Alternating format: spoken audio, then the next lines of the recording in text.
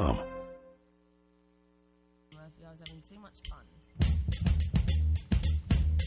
And welcome back. It is Frankie Boyer, BizTalk Radio, and my question is, how does someone like Roger Chiocchi become a sci-fi, fascinating sci-fi author, but was also from Wharton School with distinction, by the way, graduated from, where he also became a senior VP at a huge ad agency where he ran campaigns for Advil, TWA, AT&T, Sears. And it's so fascinating, Roger. How did all of this come about? And now you've written a brand new book. It's called Time Framed, and it is a sci-fi thriller. Tell us a little bit about how this has all come about. Well, I've always been a writer, and thank you, Frankie, for having me. And I started writing when I was in high school.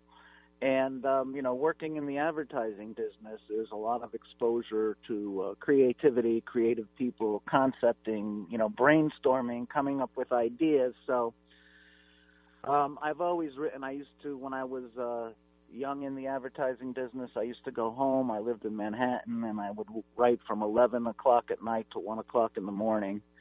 My first book, Mean Spirits, it was called. So it was sort of a natural progression for me, and it's my passion. So that's what I pursue.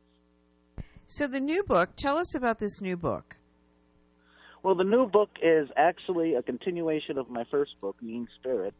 It's about the Penfield family, a very aristocratic, wealthy family who came over on the Mayflower. And on the Mayflower, their family patriarch named Charles Penfield did something untoward with a small servant girl, a young servant girl, that caused her to commit suicide. And she vowed that her spirit would come back every other generation to basically defame the Penfield family. So fast forward to around today, a family member in the year 2052 is trying to change his past, while family members in the year 2007 are trying to reshape their future to actually change the interim period so that they could change the timing of the curse to their own advantage. Or obviously, they're both trying to avoid the consequences of the curse.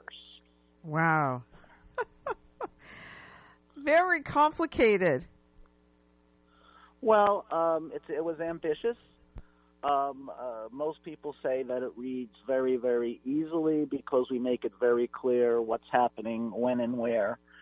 But no, it took 12 years to write, so it wasn't like it wasn't simple. Let's put it that way. Yeah. 12 years to write this. Oh my goodness. Good for you. You got to pay the rent in between, Yes, and Roger, the Kirkus Reviews is saying an atypical time travel story. Fascinating. You're getting rave reviews on this book. No, the reviews have been very, very good. And hopefully more people will read it after being on a program like yours. So, no, it raises a lot of interesting issues. What science and psychology and what really is human consciousness, as well as what we want to be in terms of government as a people. They're all issues that are intertwined within the pages of the book.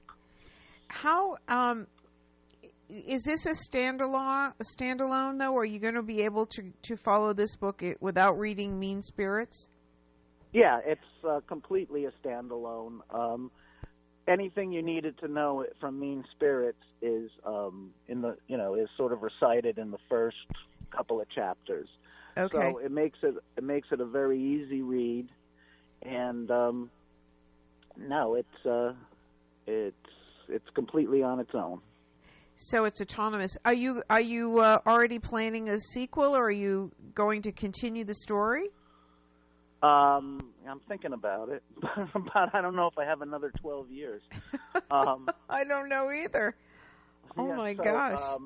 No, I've been working on some other things that are unrelated. But, yeah, I might get back to that. Right now, my big emphasis is we're trying to come out with an audio book this summer of Time Framed, which hopefully will, widen the audience for the book. And so that's what I'm focusing on now. I'm actually casting characters as we speak. Yeah. Audiobooks are huge right now. They really are. And this sounds like it would be a very fun audiobook, as well as it would be a fun... Can you imagine putting this together as a movie? I think because of its length, it couldn't be a movie, but it could be a series, like on Netflix yeah. or Amazon or something like that.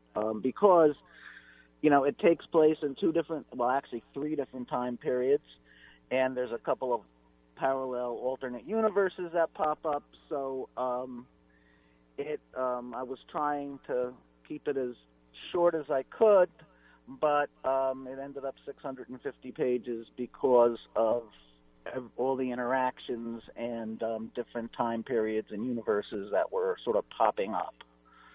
So, how many universes and time frames are there in the pages of Time Framed? Well, primarily two. There's one where this young boy, his name is Ship Penfield, Shippy they call him, and in one universe he experiences a life-changing event that causes him to be catatonic, and he's in a sanitarium. In the other, he grows up, goes to Yale, becomes a doctor, becomes a philanthropist, and gets into a battle with some forces that want to change the world governmental order. So there's two Shippies, the one that's in the hospitalized and the one that is the doctor. It really sounds fascinating, Roger. Time Framed, and what's the best website for people to find out more about you and the book? The book has its own website. It's timeframedbook.com. So that's timeframedbook.com, and the book is available in ebook or paperback on Amazon.com. Awesome. Thank you so much for being with us today, and thank all of you. This has been another edition of the Frankie Boyer Show for BizTalk Radio. Thanks for listening. Make it a great day and smile.